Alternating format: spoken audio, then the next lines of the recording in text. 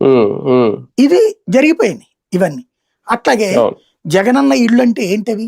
కేంద్ర ప్రభుత్వానికి సంబంధించినటువంటి ప్రధానమంత్రి ఆవాస్ యోజన ఇళ్లే కదా.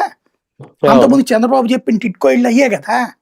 ఉమ్, మనకి వాస్తవంగా చెప్పాలంటే మన రాష్ట్ర బడ్జెట్ చంద్రబాబు టైంలో 2019 దిగే నాటికి 55,000 కోట్లు 60,000 కోట్లు ఉంది రాష్ట్ర ఆదాయం అంతే మనకి. ఉమ్, అవును. కేంద్ర ప్రభుత్వం నుండి వచ్చేటటువంటి దాదాపుగా ఒక 80,000 కోట్ల దాకా వచ్చాయి అప్పుడు, 70-80,000 ఉమ్, కోట్లు. ఇవి ఉమ్, అవి కలిపి రాష్ట్రం నడుచుకుంటూ వెళ్ళిపోయింది.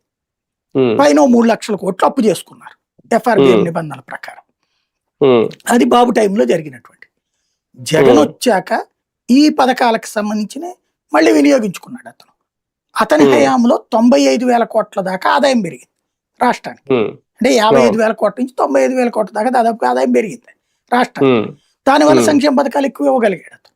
దాంట్లో అవును. మెయిన్ లిక్కర్ లాంటి దాంట్లో, ఇసుక ఉమ్, లాంటి దాంట్లో డబ్బులు రాష్ట్రానికి వచ్చినాయి కదా, ప్రభుత్వానికి వచ్చినాయి కదా.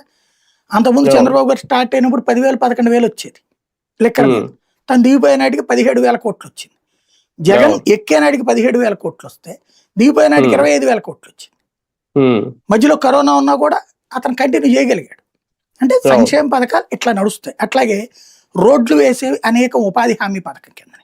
ఉమ్, ఇవే కాకుండా గ్రామీణ సడక్ యోజన ఉన్నాయి, గ్రామాలకు రోడ్లు. ఉమ్, ఇవి ఉమ్. పూర్వాంచల పథకాలని. ఇవన్నీ ఏంటంటే కేంద్ర ప్రభుత్వము మనం